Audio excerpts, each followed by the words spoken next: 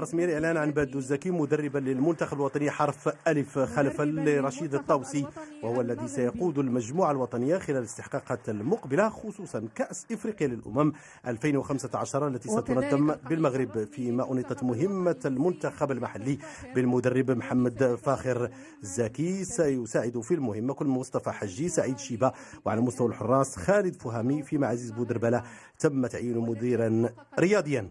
الجامعة كترد الاعتبار الإطار الوطني، وفي نفس الوقت فهو كتوضع على الأكتاف تاعنا واحد العبء ثقيل، واحد مسؤولية وطنية كبيرة حنا تنعرفوا الحجم ديالها. وهذه هي الروح الوطنية، لأن المنتخب المغربي ليس قضية رئيس جامعة، ليس قضية مكتب جامعي.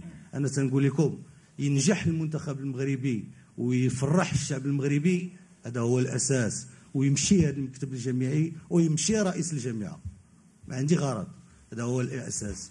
وفي هذا النطاق سنعمل، وسأعمل أنا شخصيا، وسأتحمل مسؤوليتي كاملة أمام الرأي العام، أمام السادة الرؤساء، أمام أعضاء الجسم الرياضي والكروي في المغرب.